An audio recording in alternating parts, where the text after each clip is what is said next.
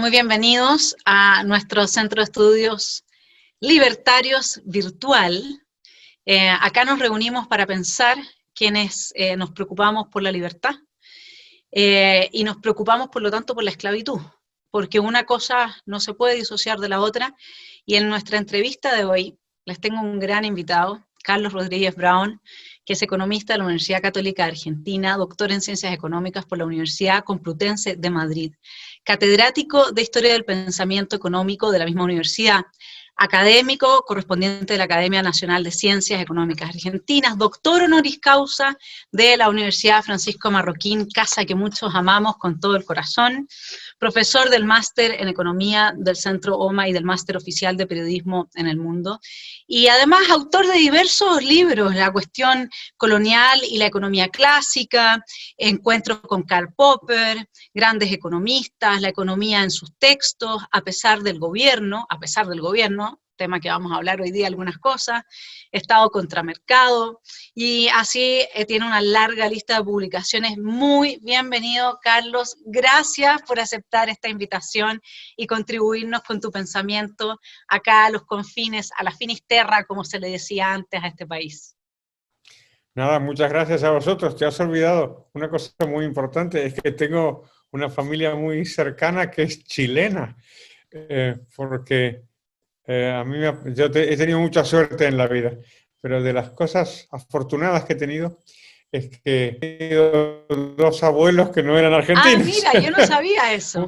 Mi abuelo paterno, Omar Rodríguez, era uruguayo, nació en Montevideo. Y mi abuelo materno, Carlos Brown Menéndez, era chileno, nacido en Punta Arenas, ciudad que he visitado pues varias veces. Y esto es muy bueno porque, claro, eso te vacuna contra el nacionalismo, que es una enfermedad muy fea, muy fea. Absolutamente, y además contra el peronismo, porque Punta Arenas fue en toda esa época bastante independiente del resto de Chile. Era una situación en la que la gente vivía bajo sus propias normativas, más o menos, en la época de tu abuelo. Y bueno, y Uruguay también tiene una experiencia distinta de la Argentina, y hoy día se ve, ¿no es cierto?, en cómo se está planteando el presidente de Uruguay respecto de atraer inversionistas y reactivar la economía, que pareciera que él fue el que ahora adoptó el modelo chileno, mientras todos nosotros los chilenos adoptamos el argentino. Efectivamente, o sea que hemos empezado muy bien. Me alegro. Sí, sí, Carlos, así que junto con saludarte y agradecerte, el título de nuestra entrevista es Para el siglo XXI, ¿no es cierto? Uno se pregunta qué es lo que habrá, un Estado o un Leviatán. Y para quienes no sepan qué es lo que es el Leviatán, bueno, es un monstruo marino descrito en la Biblia como inhumano y destructor, que se toma como la representación del demonio, ¿no es cierto? El demonio, en el fondo, ¿qué es lo que hace? El demonio esclaviza, estamos hablando en términos metafóricos, esclaviza a los seres humanos desde las pasiones, pasiones como, ¿no es cierto?, como las contenidas en los 7 pecados capitales, etc. Entonces, para Bastiat, el Estado es aquel ente que hace cosas que si nosotros las hiciéramos nos iríamos presos, y para nuestro entrevistado, el Estado es aquel que nos hace ofertas que no podemos rechazar. Entonces, yo hoy día me acordé mucho de esa frase tuya y de toda esa clase en la que analizas la falsedad del contrato social y lo integras un poco con un contrato al estilo Corleone, y me encantaría que empezáramos por ahí. Pues sí, podemos empezar por ahí. La, la frase de El Padrino, esta, an offer that you can't refuse, aparece por primera vez en el Padrino 1, en la primera película, muy al principio, ¿eh? Es cuando están en el casamiento, están en la boda, y entonces, alegremente, Michael Corleone le cuenta a su novia, le dice, le cuenta una historia de su papá. Le dice, ay, mi papá estaba una vez con un señor y quería que el señor firmara un contrato y el señor no quería. Y entonces mi padre le hizo una oferta que no pudo rechazar. y es que sacó un revólver, le apuntó a la cabeza y dijo: elija lo que usted quiere ver al pie de este contrato, su firma o sus sesos. Pues esa era la oferta que no pudo rechazar, obviamente no la rechazó y firmó el contrato. Ahora bien, la clave del asunto es que eso no fue un contrato, porque se llama contrato a un acuerdo que uno tiene la opción de rechazar. Es que si no tienes esa opción, no es un contrato. Es decir, toda la clave del asunto es que uno pueda decir que no.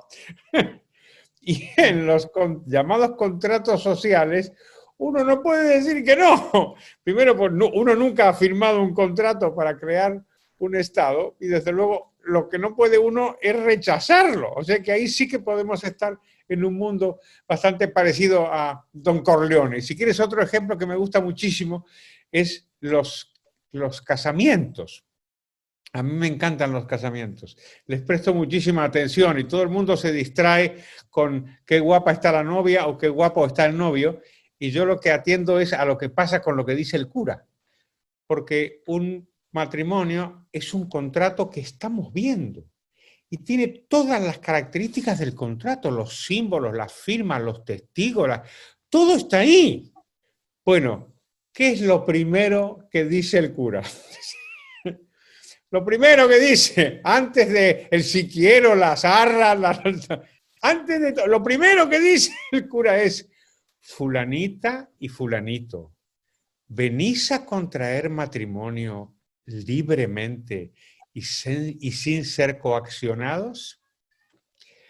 Claro. Esto es lo que dice tú, y el matrimonio es un contrato que tiene miles de años, es anterior al Estado.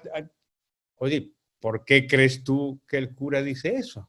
Porque podría decir, ¿qué tal, chicos? No dice qué tal, chicos, dice: venís a contraer matrimonio libremente y sin ser coaccionados. ¿Por qué dice eso? Porque si no vienen libremente, pues ni hay matrimonio, ni hay contrato, ni hay nada. Claro, el tema es que eso es tan de sentido común que se encuentra en los tres contractualistas, ¿no? En Locke, en Rousseau y en Hobbes. Se encuentra la idea de que se asume un contrato libremente, y para contextualizar un poco más en lo pragmático, les cuento a quienes nos están escuchando que, tú sabes, en Chile hay toda una discusión con las pensiones y el retiro de los fondos, etcétera, y la izquierda quiere avanzar hacia un sistema de reparto como el que ha fallado en todas partes del mundo y como el que teníamos nosotros antes del sistema de capitalización individual. Y fíjense que hoy día en la mañana oía yo a uno de los diputados de la parte más extrema de la izquierda diciendo que eso formaba parte de las obligaciones de los ciudadanos, es decir, contribuir a un fondo solidario del tipo de sistema de reparto, porque nosotros habíamos firmado un contrato, era parte del contrato social. ¿eh? Entonces, lo interesante de este asunto es que se actúa sobre la base de una ficción, ¿no?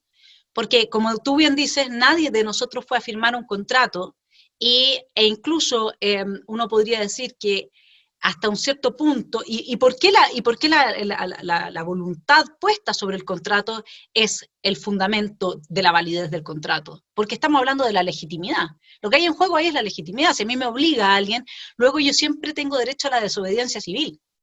En cambio, si a mí nadie me obliga, y ahí viene el tema, ¿no es cierto?, de cómo ves tú esto del consentimiento tácito, del que también nos habla John Locke.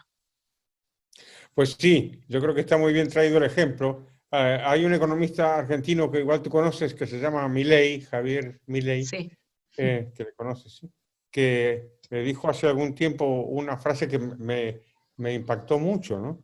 Le dijo: en América Latina la batalla por la libertad se libra en Chile. Y yo dije que curioso, ¿no? Porque podría haber dicho Venezuela o podría haber dicho la propia Argentina, ¿no es cierto? Y sin embargo, a mí me parece que está bien traído ese ejemplo. Y el hecho de que la izquierda esté intentando batallar contra el sistema de pensiones, la izquierda y no la izquierda, porque también está Sebastián Piñera de por medio, pero bueno, Lo que quiero decirte es que están, cuando seleccionan un enemigo, no es casualidad. Es decir, la pensión privada es la máxima expresión de la libertad y la responsabilidad de las mujeres y los hombres. Es que de pronto las mujeres y los hombres son dueños de su destino, ¿no? Porque es que ellos tienen su ahorro para su pensión. Entonces no es casual en absoluto que la izquierda busque ese enemigo, es decir, buscar ahí quebrar la resistencia de lo que hace un siglo, pues las trabajadoras y los trabajadores ahorraban para su pensión, había mecanismos sociales, sindicales, en fin, cooperativos. Oye, el hecho de quebrar eso me parece una batalla importantísima y me alegro mucho que lo hayas mencionado porque lo encuentro que es de una enorme importancia. A ver cómo les sale, a lo mejor les sale mal o a lo mejor bien, pero en todo caso la batalla es muy importante. Claro, porque lo que pasa es que al final esto nos remite a esa situación de dependencia, ¿no es cierto?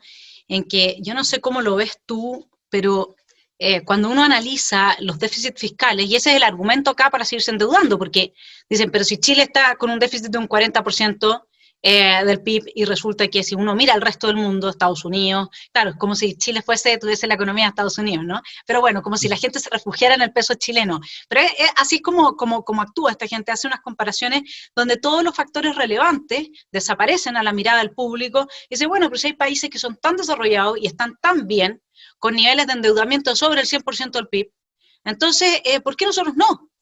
¿Y por qué? Ese desde ahí uno lo que está viendo avanzar, no sé qué te parece a ti, a mí, a partir de esta lectura que te señalaba de la gran degeneración de Niall Ferguson, me ha venido esa sensación de que estos constantes endeudamientos cada vez mayores de los estados van atrapando a las generaciones que vienen, ¿no es cierto?, que van a tener que pagar por lo que consumieron las generaciones anteriores. Entonces, ¿cuál es el límite para eso? Porque va a llegar un momento en que evidentemente que esto va a ser esclavitud planetaria, digamos, a esos niveles de endeudamiento.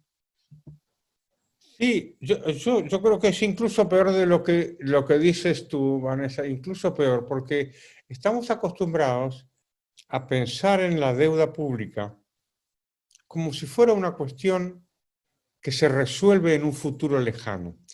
Por eso estamos diciendo, decimos todos, yo también y tú también, que eso es algo que van a pagar nuestros hijos o nuestros nietos.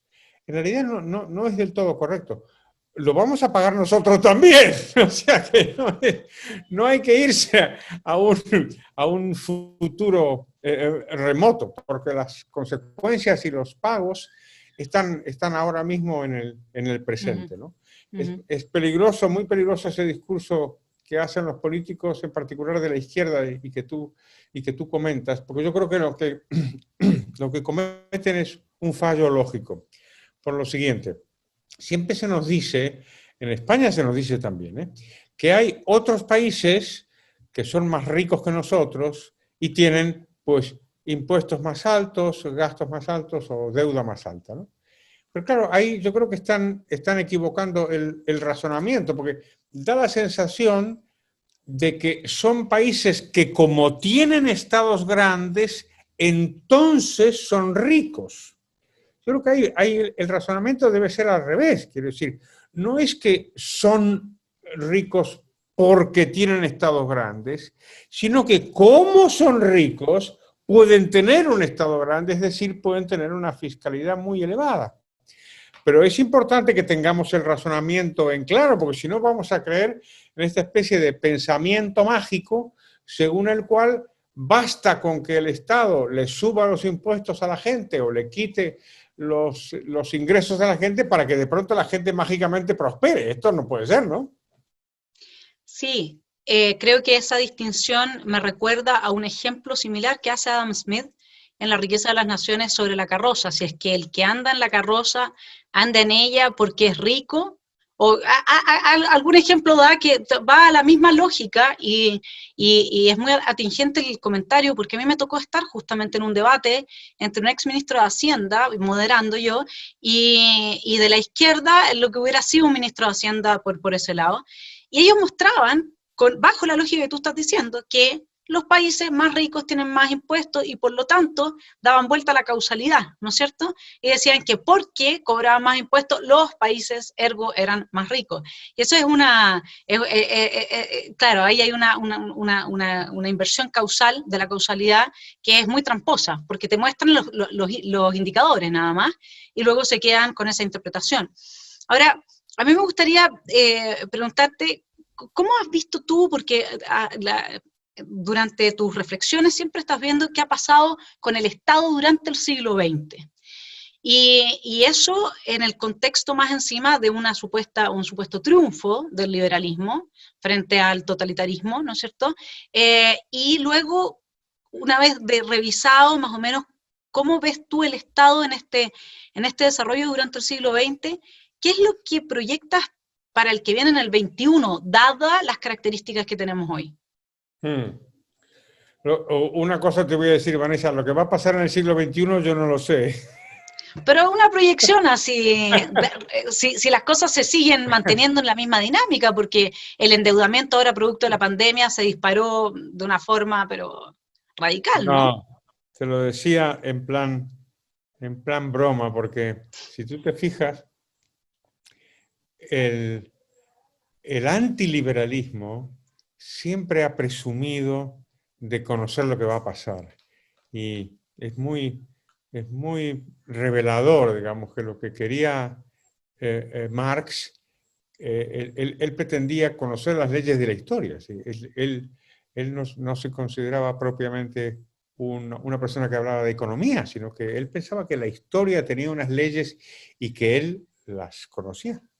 Es importante empezar por ahí para desmentir esta fatal arrogancia, ¿no?, que suele tener la izquierda, ¿no? Yo siempre le agradeceré a Pedro Schwartz, mi amigo y mi maestro, que cuando yo empecé a estudiar el doctorado con él en los años 70, yo era entonces un joven de izquierdas, y el primer libro que me dio, el primero, me decía: joven, esas ideas que usted tiene están equivocadas.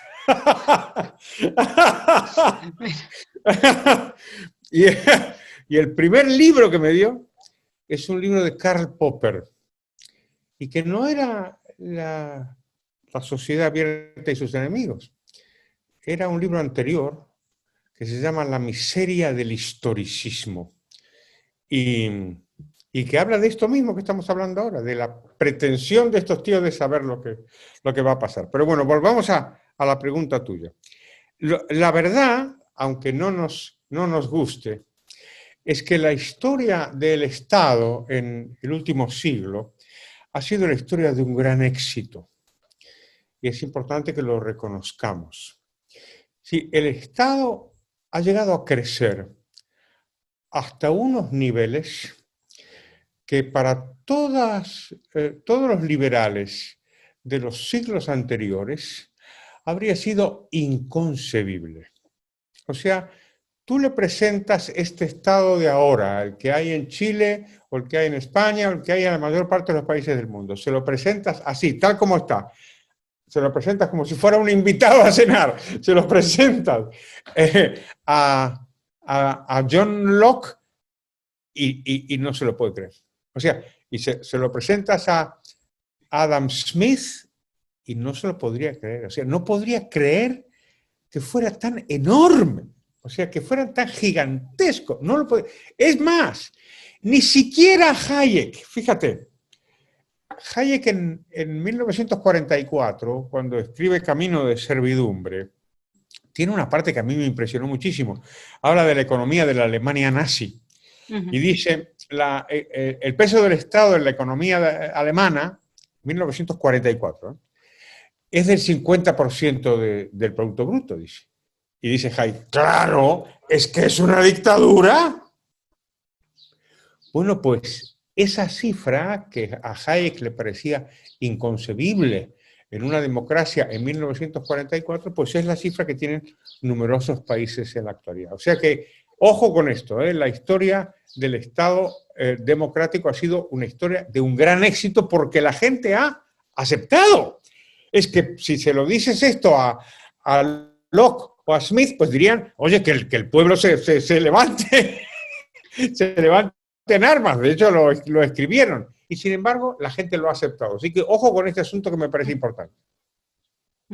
Sí, ahora la gente lo ha aceptado quizás porque esta es como la historia de la rana que está dentro de la olla. Entonces de a poco le van subiendo la temperatura y no lo notan.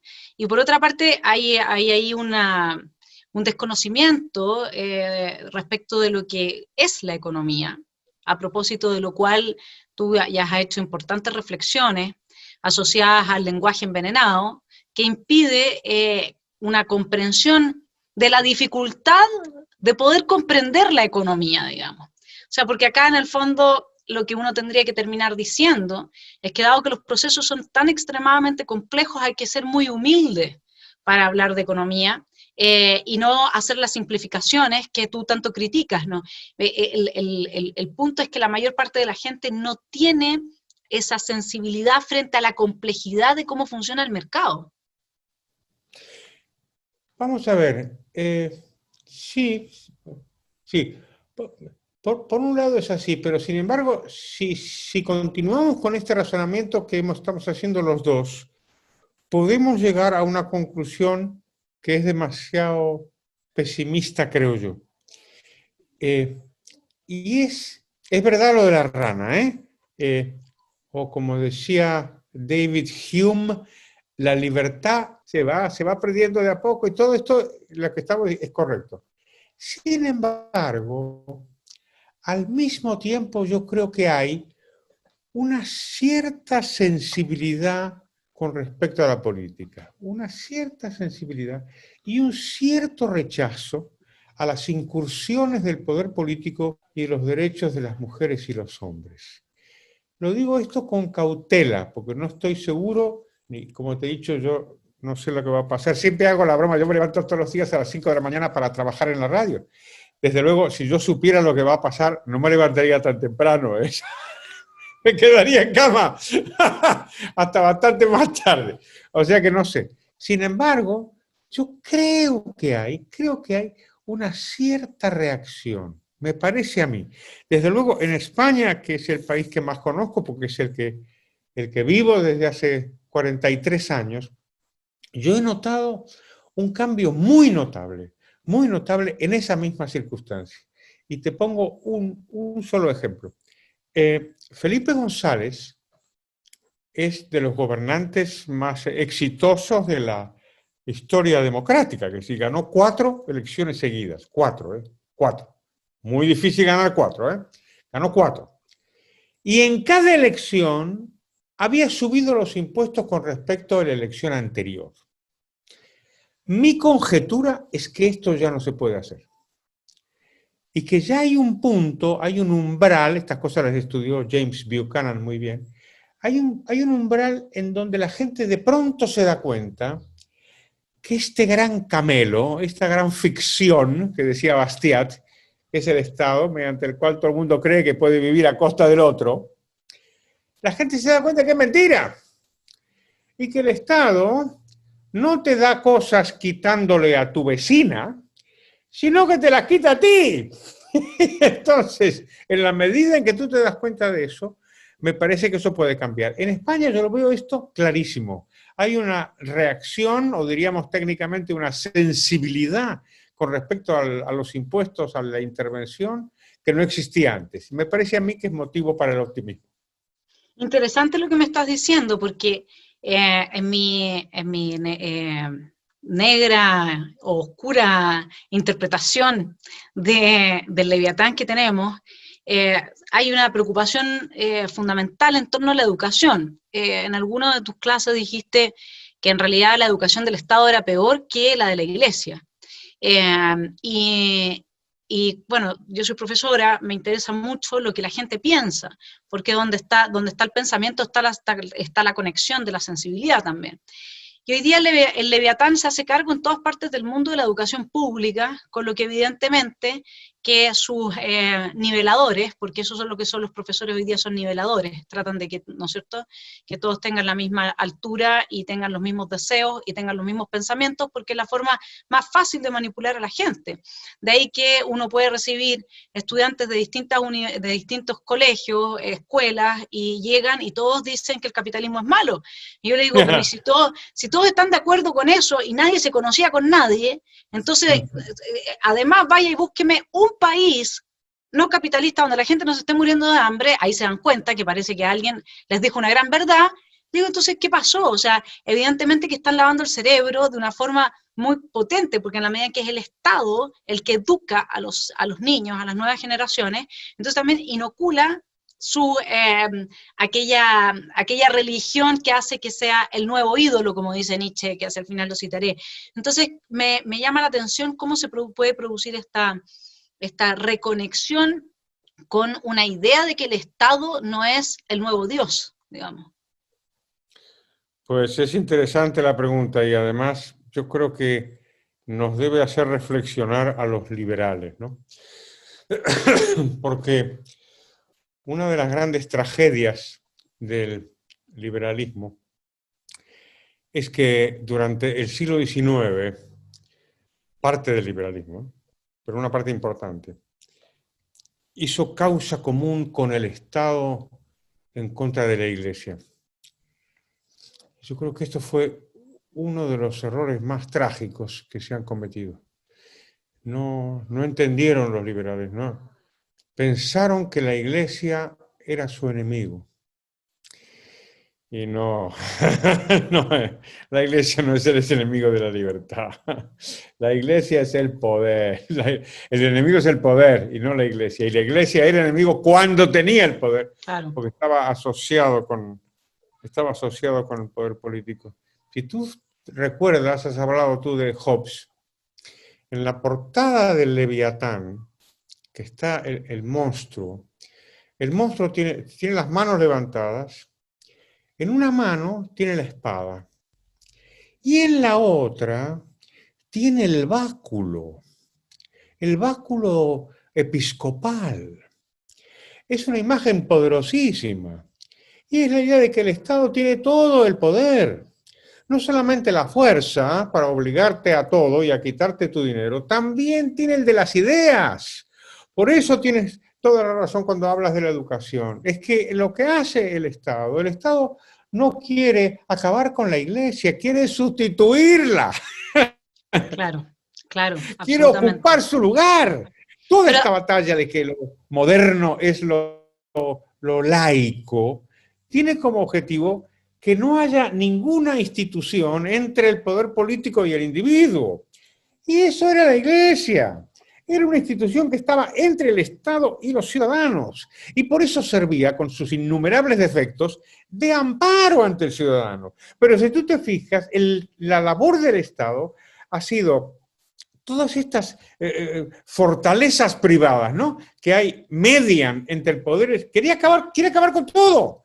Con todo, sea la Iglesia o sea tu propiedad, sean tus ahorros, hemos hablado de las pensiones, para que tú estés al final solita, frente al poder, y que no haya nadie que te ampare, nadie que te defienda, ninguna institución, las costumbres, las tradiciones, la religión, la familia, todo eso tiene que quedar desmantelado.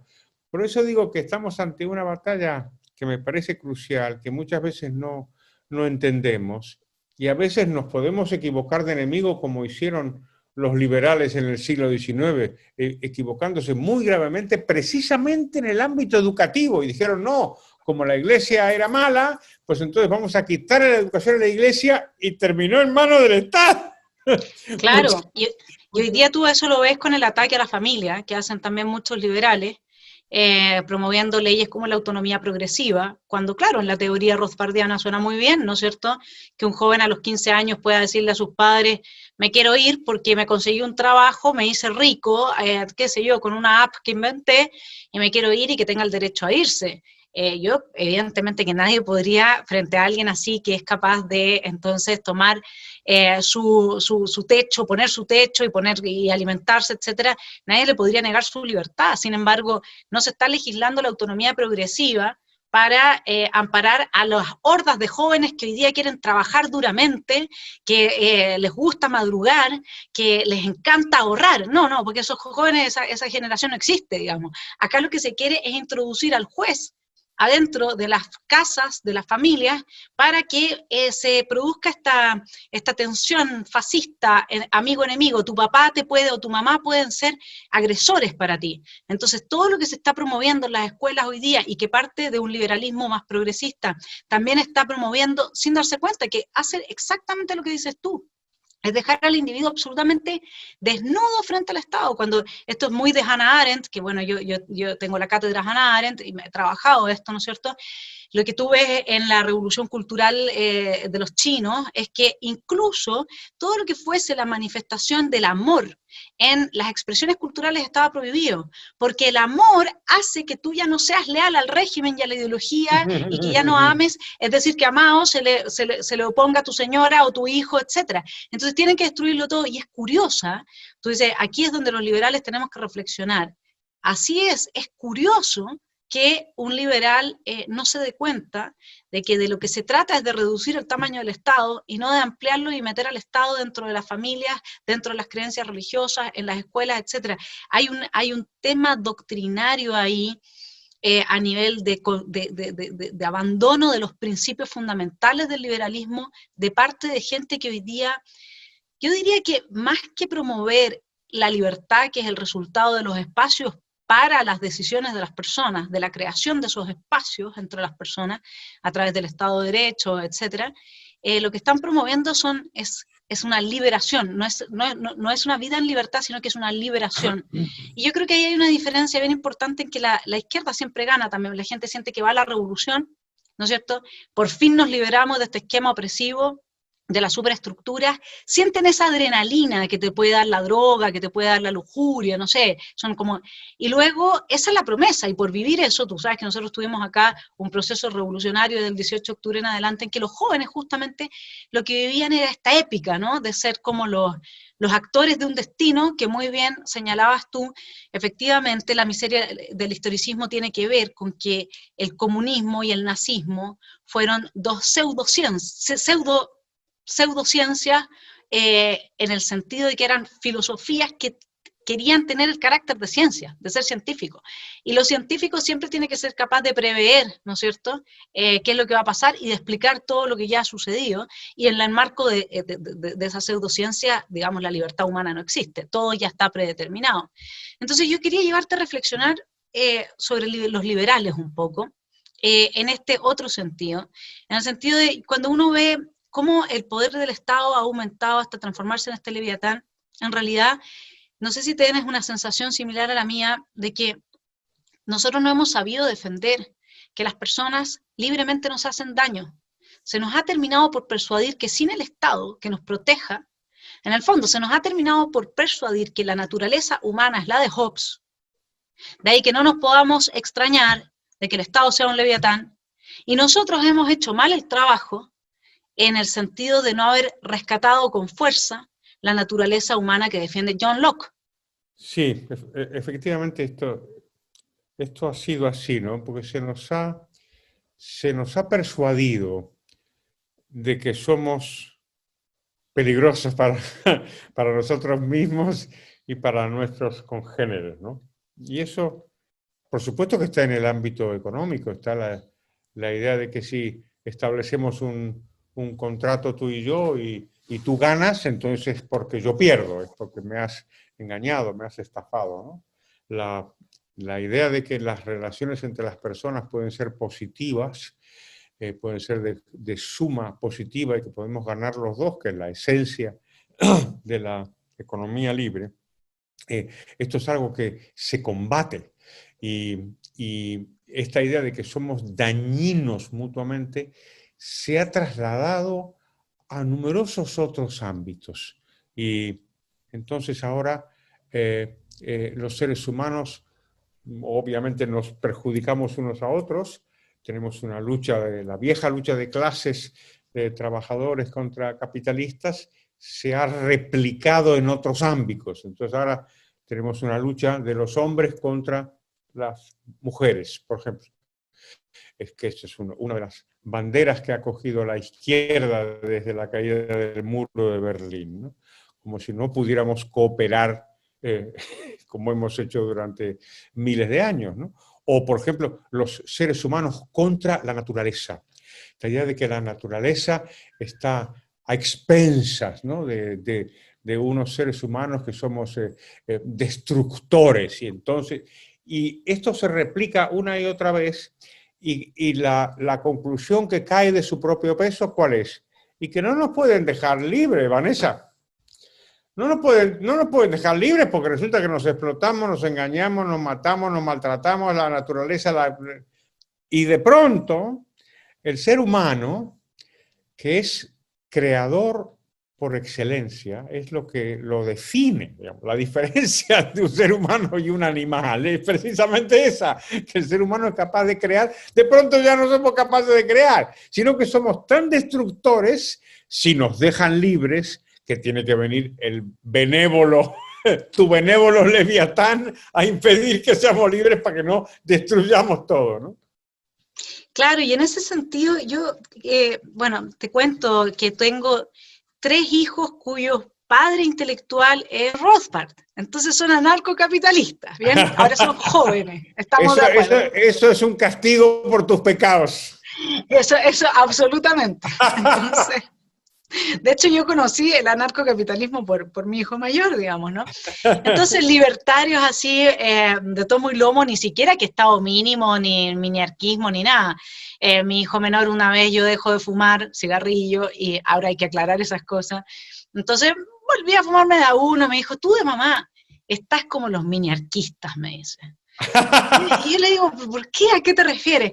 Si me fumo uno nomás, no, si un poquito de estado nomás, un poquito, vas a ver cómo te va a capturar el vicio, me dijo, y vas a terminar con un estado gigantesco, igual que, entonces mis hijos, olvídate, se mueven así. Y ahí yo me preguntaba, en esta libertad, en este rol que le asignamos los liberales al Estado, de defendernos de unos de otros, y también de defendernos de invasión extranjera, de hacer respetar los derechos individuales, que está dentro del mismo marco, ¿no es cierto?, y los contratos. Cuando uno ve este estado, ¿no te da la sensación de que quizás Rothbard tiene razón? Pues la verdad es que no estoy muy seguro. Yo todavía no tengo, bueno, tengo hijos muchísimo mayores que los tuyos, y tengo nietos que tienen ahora, pues eso, unos 10 años, una cosa así. Vamos a ver, el hecho de que se metan contigo forma parte de la naturaleza humana, quiero decir, esto... si un hijo no se rebela contra los padres, entonces ni es un hijo ni es nada. No, por supuesto. Así que yo diría, ahora que estamos hablando tú y yo y que nadie nos oye, que la única forma de lidiar con los anarcoliberales, que es una cosa muy atractiva, yo lo comprendo. Yo creo que si yo tuviera ahora la edad de tus hijos, probablemente sería un anarco. Sería intentar que pensaran sobre la idea del orden. Es decir, ¿cuál es el orden al que aspiramos las mujeres y los hombres libres? Y el liberal que yo más admiro, y al que por fortuna conocí, que fue un pensador que se llamó Anthony de Jassé.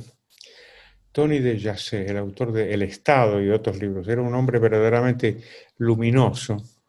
Y una vez le pregunté, pero Tony, ¿tú eres anarquista?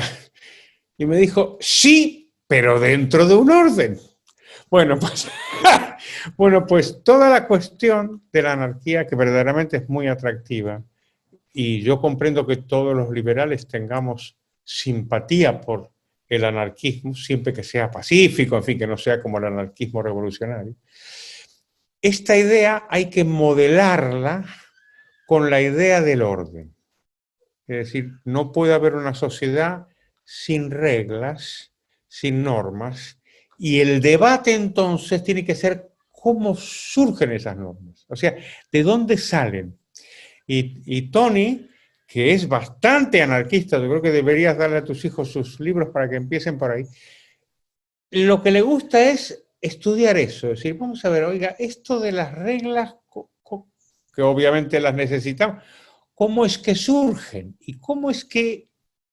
Y yo creo que ese razonamiento nos puede hacer confluir a los liberales de diferentes tendencias, que naturalmente los hay, Dios bendito, eso es lo mejor que tenemos, que somos diferentes, nos puede conducir a una especie de acuerdo sobre una sociedad de mujeres y hombres libres que evite lo que es el mayor peligro de la sociedad moderna, que está en una frase del general Santander, que está en el Palacio de Justicia de Bogotá. Y la frase dice así: bogotanos o colombianos, no me acuerdo, Bogotá, las armas os dieron la independencia, las leyes os darán la libertad. Esta frase, que es tan rimbombante y tan bonita, es peligrosísima, es peligrosísima. Y es justo, representa, y estoy hablando de gente que amaba la libertad como la amaban los próceres latinoamericanos que tanto queremos, ¿no? Porque transmite esta idea de que la libertad no es nuestra, no la tenemos nosotros, sino que alguien nos la da. Esto es terrible. ¿Por qué? Y porque si alguien te da la libertad, Vanessa, ese alguien me la puede quitar. Es como la reflexión que hace Maquiavelo en El Príncipe, cuando entre ser amado y ser temido le recomienda ser temido, porque el amor depende de quién te lo da. En cambio, el temor de quien lo infunde, ¿no? Entonces, claro, ese es más o menos el análisis de Maquiavelo. Pero a mí lo que me seduce del anarcocapitalismo es que se recupera la idea de John Locke de que nosotros en un estado de naturaleza podemos estar mejor que bajo una magistratura opresiva. Lo que justifica en John Locke el derecho a la desobediencia civil. Cuando el magistrado y digamos, el ordenamiento institucional no cumple el mandato que se le ha dado, que es la protección de la vida, libertad y bienes, y esa protección dada es necesaria porque los seres humanos no somos capaces de ser justos unos con otros, ¿no es cierto? Y entonces cuando alguien agrede mi vida, mi libertad o mi propiedad, yo normalmente voy a tomar una represalia mayor que la que sería equivalente a la agresión. No sé, normalmente la ley del talión no funcionaría, y esa ley del talión sí también la rescatan los anarcocapitalistas. Entonces, a mí lo que me llama la atención de esa vertiente del pensamiento es primero que rescata fuertemente el concepto de, tú hablabas de orden, bueno, hablan del orden espontáneo que se produce porque la gente espontáneamente colabora entre sí, ¿no es cierto? Entonces, y además también hablan de tener, digamos, tribunales privados a los que accede la gente. Y a mí lo que me pasa con el liberalismo, porque yo soy libertaria, libertaria, y ahí un día amanezco de un lado y el otro día amanezco del otro lado, entonces me doy mi espacio para fluir. ¿Ah? Entonces, a mí lo que me pasa con el anarcocapitalismo es que rescata algo que me parece se ha perdido enormemente dentro del liberalismo. El liberalismo se mueve más por miedo que por abrazar a la libertad. El liberalismo pide y exige la existencia de un Estado, pero en realidad lo que se le olvida es que lo que debiera estarle enseñando a los niños, los jóvenes, de lo que debiéramos de estar hablando, es qué maravillosa es la vida, porque somos tantos miles de millones de seres humanos y capaces de colaborar y capaces de avanzar juntos propósitos que han generado la prosperidad que tenemos hoy. Ese discurso está es muy escuálido dentro del liberalismo, ¿no? Es cierto eso. Es cierto que, para que nos quede claro, los anarcos son nuestros amigos, ¿eh? Así es. Podemos y debemos discutir con ellos, pero son nuestros amigos. Y creo que además nos están señalando cosas que son muy importantes, y es la capacidad de convivencia de las personas, por un lado, y después el recelo frente al poder.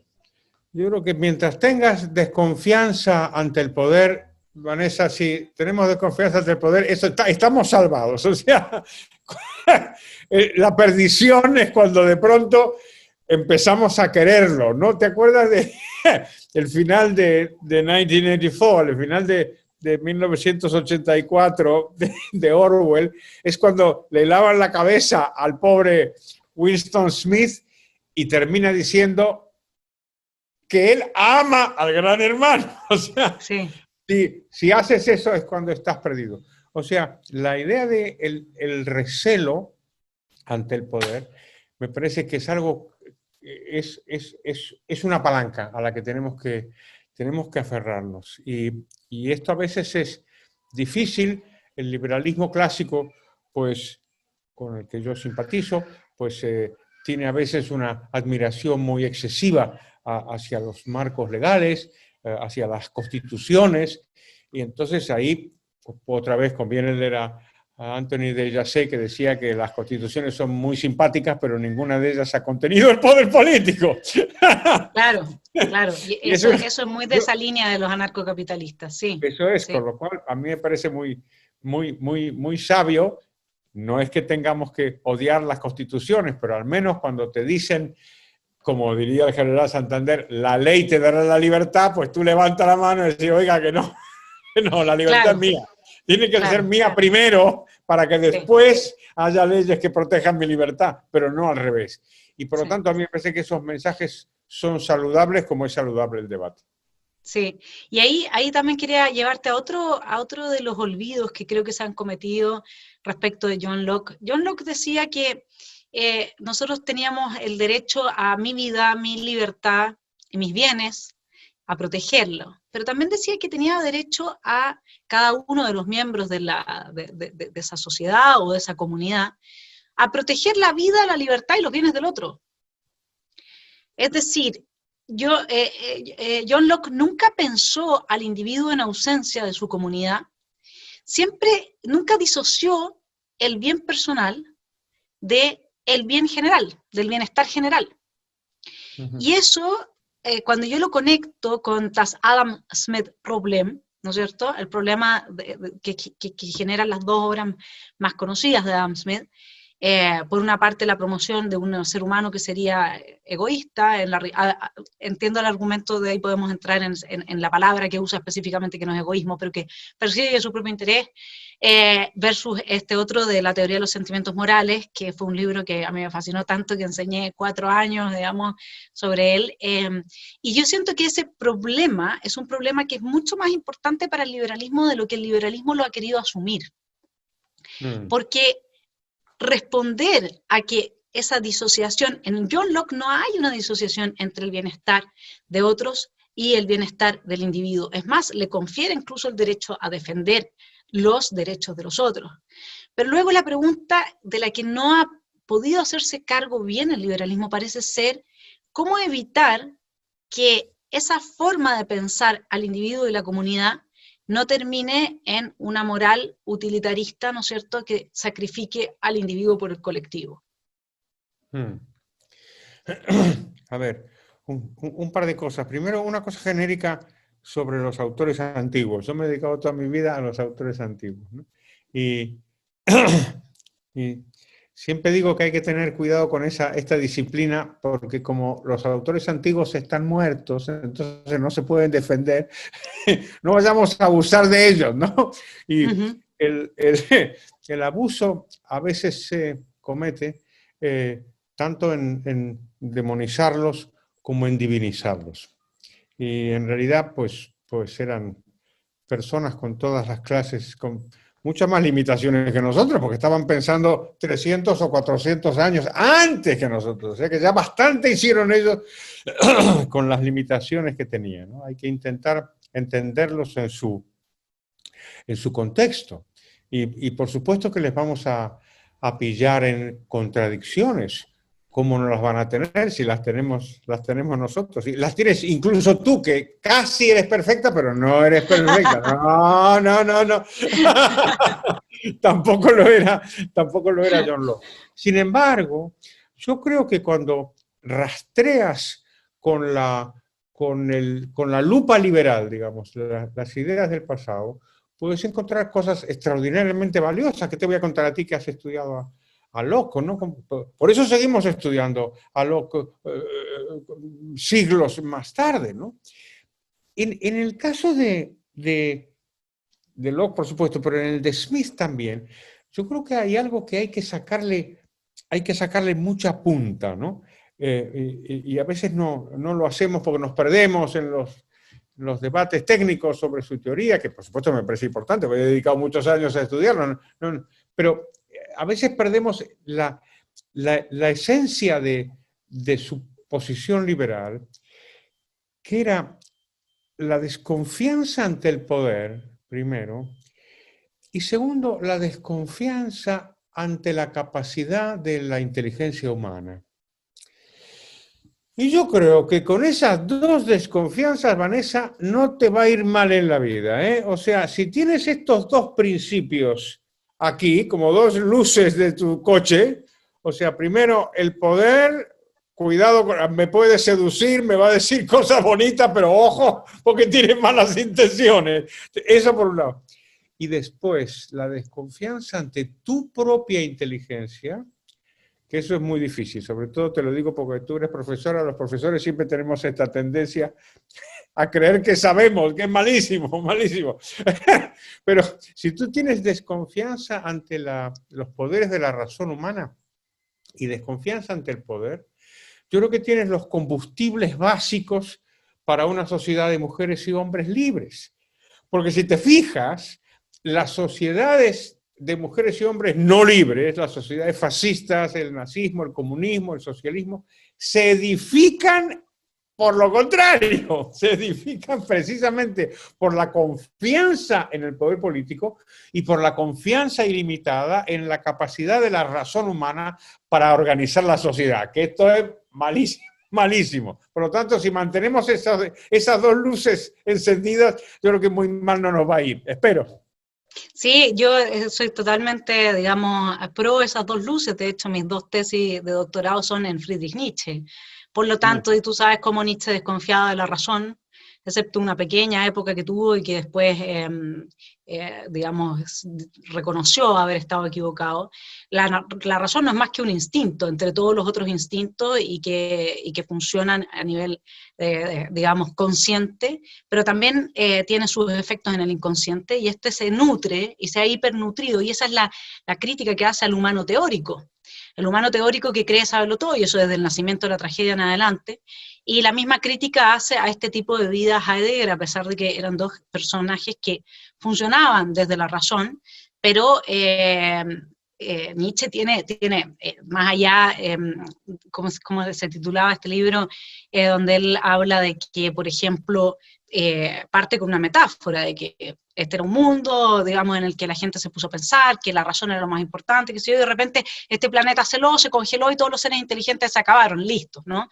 Entonces, y cómo él va abriendo, va deconstruyendo lo que son las verdades, que dice que son como monedas que al principio tenían un claro símbolo y van perdiendo el símbolo, pero quedan como monedas de cambio, de intercambio constituyendo hábitos en las sociedades.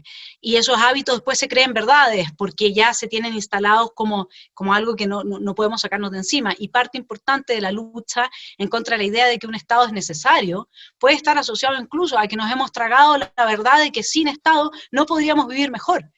Y eso es un poco el norte que tiene este otro pensamiento. Ahora, lo que a mí siempre me ha producido un asombro, digamos, es que se acusa a los liberales de ser individualistas. No estoy diciendo que no lo sean, porque para mí ser individualista no es un problema, pero se le acusa desde la perspectiva de que serían, digamos, dañinos para la existencia de una comunidad de personas que puedan colaborar entre sí desde la generosidad, la solidaridad y todas estas cosas, la fraternidad, porque en el fondo serían gente egoísta, ¿no? Que se movería, dado sus convicciones, solamente en pos de su interés. Y ahí es donde volvemos a ese problema de Adam Smith, ¿no es cierto?, donde se plantean estas dos posibilidades de vida que yo creo que es falaz. O sea, estoy diciéndote, lo he pensado mucho, pero creo que no se trata de un individuo que tiene que defenderse frente a un colectivo que lo va a oprimir, ni de un colectivo que tiene que defenderse de un individuo que va a quebrar sus esquemas. Acá de lo que se trataría es de recuperar esa concepción de naturaleza que tenía Locke, donde el otro me importa, pero yo también le importo al otro.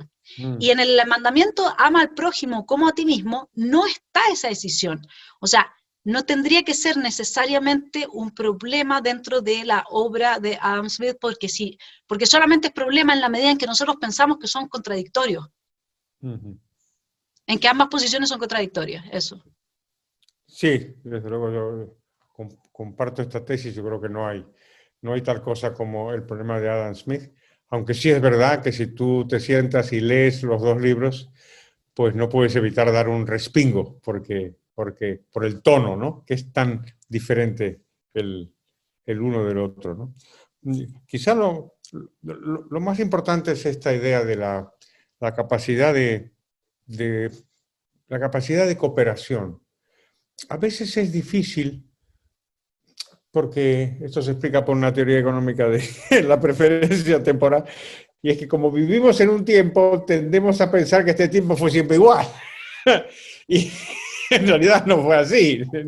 Nunca hubo estados como los que tenemos ahora, ¿no? Y a veces hay que hacer el esfuerzo de pensar que las cosas se pueden organizar de otra manera y que no es... Yo a veces utilizo la expresión la falacia del Estado que está. Y es la falacia que dice que como el Estado está y hace cosas, esas cosas que el Estado hace porque está, no se harían si el Estado no estuviera. Y como tenemos al Estado ahí delante y hace toda esta cantidad de cosas, dices, caramba, si el Estado hace educación, sanidad, si el Estado no estuviera, pues entonces no habría ni sanidad, ni educación. Y esto, que es difícil, yo creo que nos obliga a un ejercicio de modestia y de cautela, pero también de firmeza a la hora de negar, digamos, el carácter necesario del Estado. Sí, es verdad que el Estado está ahí, pero no es necesario. Es decir, podría existir una sociedad con un Estado muchísimo menor. Entre otras cosas, porque ya existió antes. Entonces, claro, cuando los amigos míos de izquierdas o de los sindicatos me dicen, no, necesitamos el Estado para ayudarnos, yo digo, pero si los sindicatos mismos, vosotros mismos teníais organizado una especie de mini welfare state mucho antes del Estado. Es decir, en el siglo XIX era normal que los sindicatos organizaran un pequeño estado del bienestar con las cuotas voluntariamente pagadas por los afiliados. Se puede hacer eso. Pero es difícil por lo que te acabo de comentar. Como tienes el Estado ahora que se impone y está ahí, tú dices, caramba, pues esto no puede ser de otra manera. Entonces ya te bloqueas mentalmente a la hora de pensar en su alternativa. ¿Cuál es la responsabilidad que le atribuirías tú a los grandes mercaderes, por ponerlo en términos de Adam Smith, sobre el crecimiento del Estado durante este siglo? Bueno, el propio Smith habló con mucho recelo de los empresarios en la medida en que buscaban la complicidad del poder político a la hora de bloquear la competencia. Entonces no hay que pensar que los empresarios son héroes. Los empresarios son como cualquiera de nosotros, que si nos dan la oportunidad de tener un beneficio gracias al Estado que nos bloquee la competencia, oye, pues igual caemos en la tentación. Yo tengo un amigo que se llama Pedro Fraile, es catedrático de Historia Económica, que dice una cosa muy graciosa. Él es calvo como yo y liberal. Y él siempre dice, hombre, yo estoy en contra de los subsidios. Pero si hubiera un subsidio para calvos, quiero decir, tampoco carguemos las tintas, ¿no? El empresario tiene que ser defendido por los liberales sin necesidad de que sean héroes como de Ayn Rand, ¿entiendes? O sea, porque los empresarios son como cualquiera de nosotros y tienen toda clase de dificultades, pero su labor, la labor creadora de riqueza, esa es la labor que tenemos que aplaudir, aunque al mismo tiempo sea un empresario que pida aranceles, que pida protección, incluso que pida que suban los impuestos. Bueno, pero es que los seres humanos somos así, no tengo que explicártelo, somos así de complicados y tenemos unas cosas que se contradicen con las otras. Lo importante desde el punto de vista analítico es intentar distinguir. Es decir, el señor Bill Gates o Warren Buffett o lo que sea, que crean riqueza y empleo, pues están muy bien. Y si ellos mismos quieren más intervención del Estado, hay que decir, oiga, no, yo no quiero. Y son las mismas personas, ¿no te parece?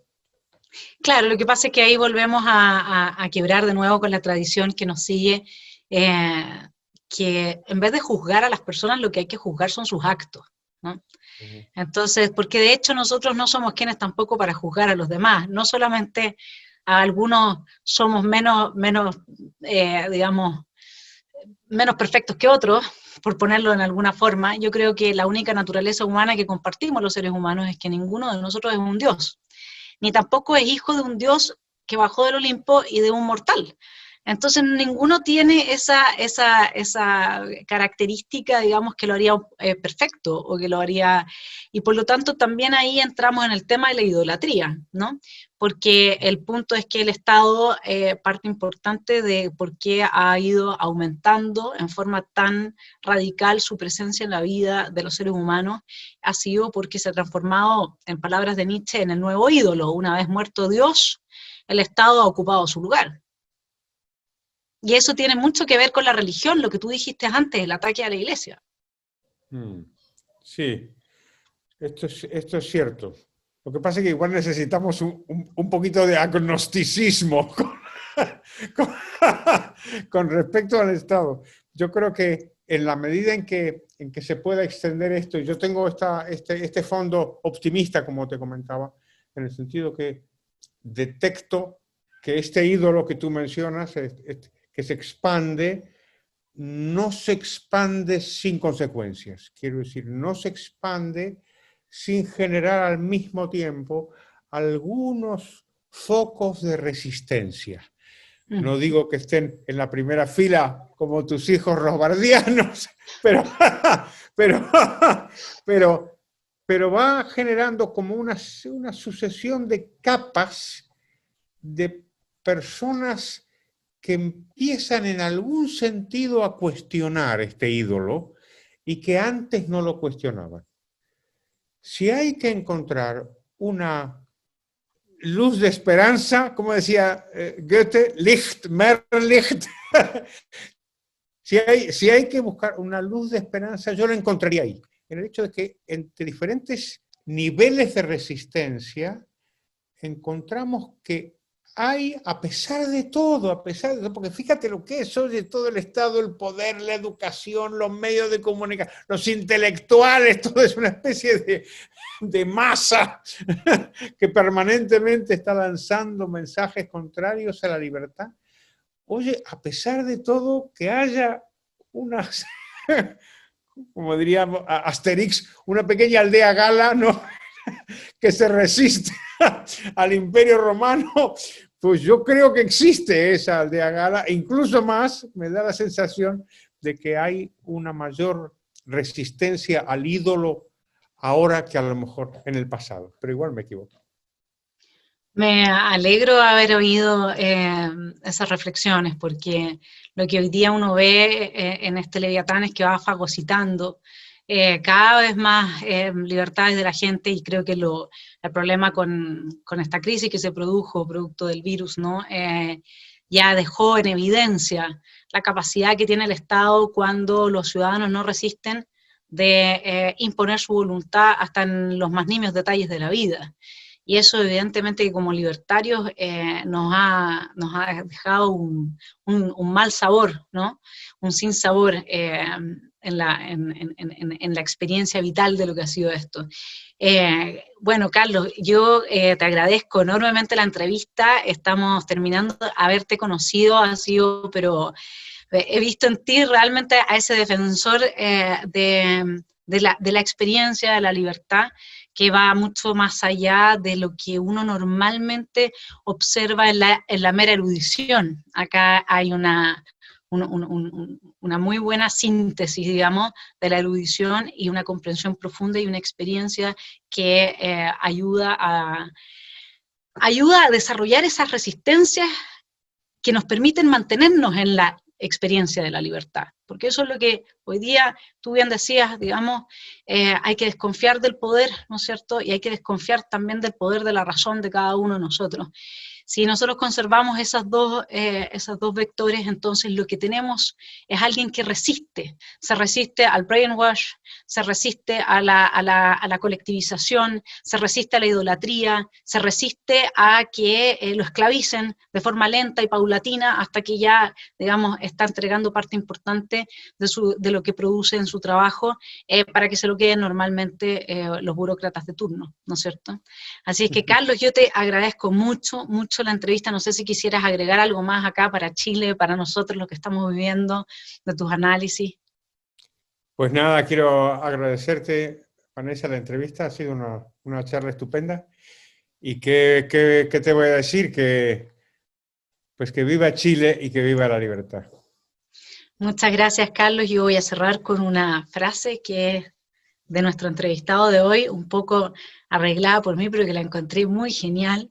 En algún momento lo escuché decir que recurrir al Estado para resolver nuestros asuntos equivale a intentar dar una solución al problema de los vampiros en Transilvania, poniendo a cargo al conde Drácula. Así que queda claro que aquí hay que luchar contra el Leviatán. Carlos, te mando un abrazo, gracias a todos por estar con nosotros en este Centro de Estudios Libertarios virtual. Que tengas muy buena tarde.